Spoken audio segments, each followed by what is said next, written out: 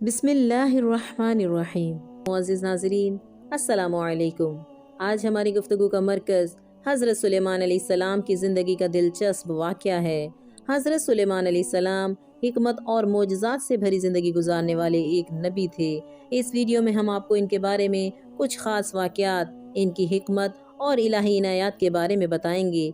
तो बढ़ते हैं अपनी गुफ्तगू की जानिब। हज़रत सुलेमान अलैहिस्सलाम मशहूर व मारूफ पैगम्बर गुज़रे हैं जो बनी इसराइल पर माबूस किए गए। आप अलैहिस्सलाम हज़रत दाऊद अलैहिस्सलाम के बेटे थे जो खुद भी एक बरगज़ीदा पैगम्बर थे और एक सल्तनत के बादशाह भी थे। आप अलैहिस्सलाम के वसाल के बाद बादशाहत हज़रत सुलेमान अलैहिस्सलाम को मिली। हाफिज़ इब्न कसीर के मुताबिक आपका शजरा नस्ब इस तरह है: सुलेमान बिन दाऊद बिन ईशा बिन औबद बिन आबिर बिन सलमून। इस तरह 11वीं पुश्त पर यह सिलसिला यहूदा से जा मिलता है जो हज़रत याकूब अलैहिस्सलाम के बेटे थे।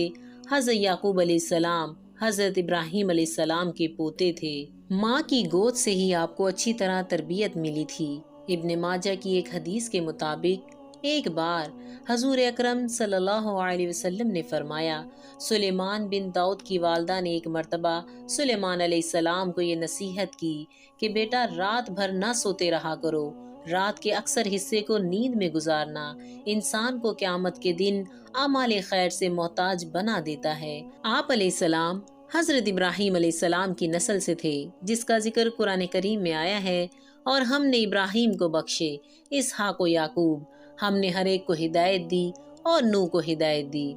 एक और जगह इरशाद है, दाऊद अलैहिस्सलाम को सुलेमान अता फरमाया जो बड़ा अच्छा बंदा था और बेहद रुजू करने वाला था। कुरान करीम में इरशाद है, आपका जिक्र 7 सूरतों में 16 मुकामात पर आया है। हजरत सुलेमान अलैहिस्सलाम का बचपन शहजादों की मानित गुजरा। अल्लाह ताला ने फहम फरासत बचपन ही से वदियत फरमा दी। सन्ने शऊर तक पहुँचने से पहले ही बड़े बड़े मुकदमात के फैसले कर लिया करते थे। अल्लाह ने चूँकि आपको नबूवत के लिए पहले ही चुन लिया था, इसलिए तमाम इसरार और रमूज से भी वाकिफ करवा दिया। फिर पैगंबर बाप की सोहबत में रहकर आपका इल्म और निखर गया। मुअर्रिखीन लिखते हैं कि जब हजरत सुलेमान अलैहिस्सलाम सन्ने शऊर को पहुँचे तो हजरत दाऊद अलैहिस्सलाम को लोहे की सनत का इल्म दिया गया।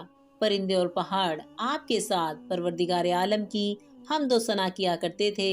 आप अलैहिस्सलाम को दीगर अलूम के साथ परिंदों की बोलियां समझने का इल्म दिया गया था। मुअज़्ज़िज़ नाज़रीन, उलमा तफसीर फरमाते हैं कि हज़रत सुलेमान अलैहिस्सलाम को बोलियां तो तमाम चिरिंद परिंद और हशरात व अर्ज़ की सिखाई गई थी, मगर कुरान ने खास तौर पर परिंदों का जिक्र किया, जिससे मंशा ये है कि परिंदा साया करने के लिए हर वक्त आप अलैहिस्सलाम के साथ रहा करते थे ताकि आप अलैहिस्सलाम धूप से महफूज रहे। मुअज़्ज़िज़ नाज़रीन, कुरान करीम ने कुर्रार्स पर फैले हुए तमाम चिरिंद परिंद और हशरात व अर्ज़ में खसूसी तौर पर सबसे छोटी मखलूक चूटी का जिक्र किया है। इसके साथ एक परिंदे हुदहुद का जिक्र किया है। इरशाद होता है, जब वो चूटियों के मैदान में पहुँचे तो एक चूटी ने कहा, ऐ चूटियों, अपने अपने घरों में घुस जाओ, ऐसा ना हो कि बेखबरी में सुलेमान अलैहिस्सलाम और इसका लश्कर तुम्हें रौंद डाले। इसकी बात पर हजरत सुलेमान अलैहिस्सलाम मुस्कुरा दिए और दुआ की, ऐ परवरदिगार, तू मुझे तौफीक दे कि मैं तेरी इन नेमतों का शुक्र बजा लाऊं जो तूने मुझ पर इनाम की हैं, और मेरे माँ बाप पर, और मैं ऐसे नेक अमाल करता रहूं जिनसे तू खुश रहे। मुझे अपनी रहमत से नेक बंदों में शामिल कर ले। कुतुब तफासीर में मज़कूर है कि जिस चूटी ने अपनी साथियों को अपने घरों में जाने का हुक्म दिया था वो चूटियों की मलका थी। एक रिवायत में ये भी मिलता है कि हज़रत सुलेमान अलैहिस्सलाम ने कशमाला नामी चूटी से बात भी की थी।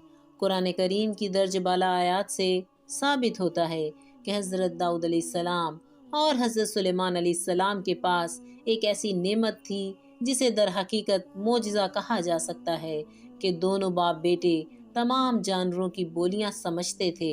मुअज़्ज़िज़ नाज़रीन, शाह अब्दुल कादिर रहमतुल्लाह अलैह फरमाते हैं कि अल्लाह ने हज़रत सुलेमान अलैहिस्सलाम पर बे इंतहा एहसानात किए और यहाँ तक फरमाया कि इस बे इंतहा दौलत को खर्च करने में तुमसे कोई बास पुर्स नहीं है, मगर इसके बावजूद एक बादशाह होते हुए भी حضرت سلیمان علیہ السلام نے اس دولت کو مخلوق خدا کی خدمت کے لیے امانت الہی سمجھا۔ آپ علیہ السلام اپنی دولت پر اس میں سے کچھ صرف نہ کرتے تھے، بلکہ اپنی روزی ٹوکریاں بنا کر حاصل کرتے تھے۔ حضرت عبداللہ بن مسعود رضی اللہ تعالیٰ عنہ اور حضرت عبداللہ بن عباس رضی اللہ تعالیٰ عنہ کہتے ہیں کہ دو آدمی حضرت داؤد علیہ السلام کے پاس آئے اور اپنا جھگڑا بیان کرنے لگے۔ مدعی کہنے لگا، اس آدمی کے بھیڑوں نے میرے کھیت کی فصل تباہ کر دی۔ حضرت داؤد علیہ السلام نے کہا، اس شخص کی فصل کی قیمت دوسرے آدمی کے بھیڑوں کی قیمت کے برابر ہے، اس لیے مدعی اس آدمی کی ساری بھیڑیں لے لے، یہ اس کی فصل تباہ ہونے کا معاوضہ ہوگا۔ اس وقت حضرت سلیمان علیہ السلام 11 سال کے تھے اور اپنے والد کے قریب ہی بیٹھے ہوئے تھے۔ حضرت سلیمان علیہ السلام نے عرض کیا، یہ فیصلہ تو ٹھیک ہے، مگر میرا مشورہ یہ ہے کہ اس آدمی کی بھیڑیں اس دوسرے آدمی کو عارضی طور پر دی جائیں، یہ آدمی ان کے دودھ اور اون استعمال کرے، اس دوران میں دوسرا آدمی اس کے کھیت میں کام کرے یہاں تک کہ فصل پہلے کی طرح ہو جائے، پھر اس وقت کھیت کے مالک کو کھیت دے دیا جائے اور بھیڑوں کے مالک کو بھیڑیں واپس کر دی جائیں۔ حضرت داؤد علیہ السلام نے اپنے بیٹے کے اس مدبرانہ فیصلے سے بہت خوش ہوئے۔ حضرت داؤد علیہ السلام کی جب موت آئی تو اس وقت حضرت سلیمان علیہ السلام کی عمر 13 سال تھی۔ اللہ تعالیٰ نے حضرت داؤد علیہ السلام کی سلطنت اور نبوت دونوں حضرت سلیمان علیہ السلام کو عطا کر دی۔ پھر حضرت سلیمان علیہ السلام نے 40 سال تک حکومت کی اور اپنی حکومت کے چوتھے سال بیت المقدس کو تعمیر کرنا شروع کر دیا۔ اللہ تعالیٰ نے حضرت سلیمان علیہ السلام کو بھی بہت سارے غیر معمولی فضائل سے نوازا۔ معزز ناظرین کرام، حضرت سلیمان علیہ السلام کو تعمیرات، عمارتیں اور قلعوں کی تعمیر میں خصوصی مہارت اور دلچسپی تھی۔ اس تعمیر میں گارے اور چونے کے استعمال کے بجائے کسی سیال دھات کا استعمال چاہتے تھے۔ اللہ تعالیٰ نے ان کی خواہش اس طرح پوری کی کہ زیر زمین تانبے کو سیال شکل دے دی۔ اس سے قبل کوئی بھی شخص تانبے یا کسی اور دھات کو سیال شکل میں تبدیل کرنے کا ماہر نہ تھا۔ یہ معجزہ جو سب سے پہلے آپ علیہ السلام کو عطا ہوا، اللہ تعالیٰ نے حضرت سلیمان علیہ السلام پر یہ انعام کیا کہ زمین کے جن حصوں میں تانبا پانی کی طرح بہہ رہا تھا، ان چشموں کو آپ علیہ السلام پر آشکار کر دیا۔ اس سے قبل کوئی بھی شخص زمین کے اندر دھات کے چشموں سے واقف نہ تھا۔ یہ روایت کے مطابق کہ تانبے کے یہ چشمے یمن میں واقع تھے۔ اللہ تعالیٰ نے ہوا کو بھی حضرت سلیمان علیہ السلام کے لیے مسخر کر دیا۔ یہ بھی ایک معجزہ ہے۔ آپ جب چاہتے صبح کو 1 مہینے کی مسافت اور شام کو 1 مہینے کی مسافت کی مقدار سفر کر لیتے۔ قرآن کریم نے اس سے متعلق 3 باتیں بیان کی ہیں۔ نمبر 1 کہ ہوا کو سلیمان علیہ السلام کے حق میں مسخر کر دیا گیا۔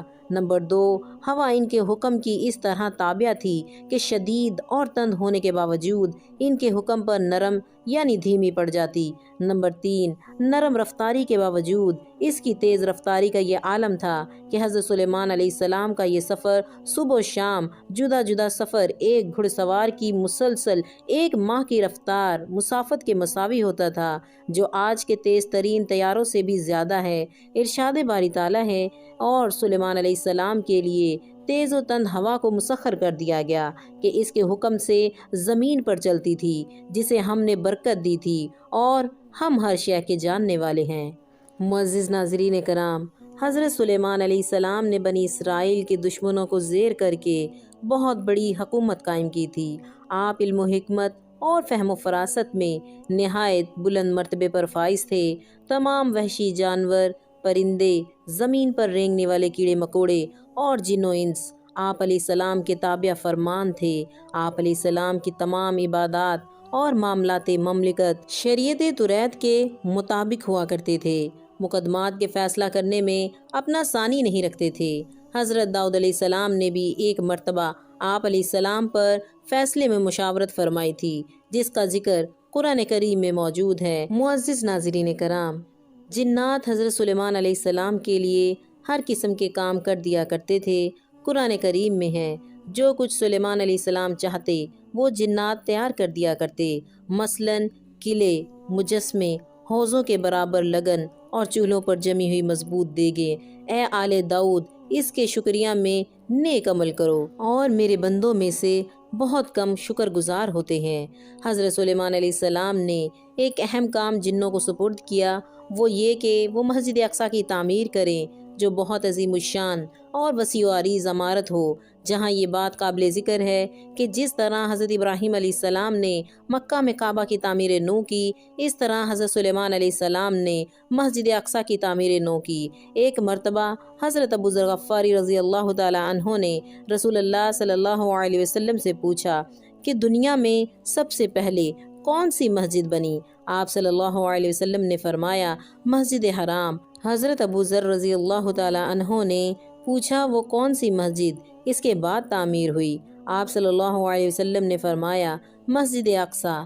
حضرت ابو ذر رضی اللہ تعالی عنہ نے پوچھا دونوں کے درمیان کتنے وقت کا فاصلہ ہے؟ آپ صلی اللہ علیہ وسلم نے کہا 40 سال۔ معزز ناظرین کرام، ان آیات میں اللہ تعالیٰ نے حضرت سلیمان علیہ السلام کے معجزوں کو بیان کیا کہ وہ ایک انتہائی چھوٹی مخلوق چوٹی کی آواز کو بھی بہت دور سے سن لیتا اور سمجھ لیتا۔ ان معجزات سے ہمارا ایمان اور قوی ہوتا ہے۔ یقیناً اللہ تعالیٰ بہت طاقتور ہے اور وہ اپنے چنے ہوئے بندوں پر طرح طرح کے انعامات و اکرام کرتے ہیں۔ چوٹیوں کے اس قصہ میں اللہ تعالیٰ کی گئی نشانیاں ہیں۔ اس اہمیت کی وجہ سے اس سورہ کا نام سورہ النمل رکھا گیا۔ یہاں پر یہ چیز بھی قابل ذکر ہے کہ بائبل کا ترجمہ کرنے والوں نے حضرت داؤد علیہ السلام اور حضرت سلیمان علیہ السلام کے بارے میں بہت سارے من گھڑت نازیبا اور قابل شرم واقعات نقل کیے ہیں۔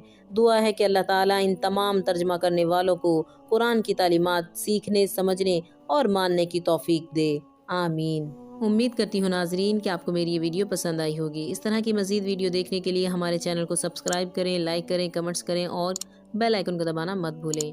جزاکم اللہ خیر۔ السلام علیکم ورحمۃ اللہ وبرکاتہ۔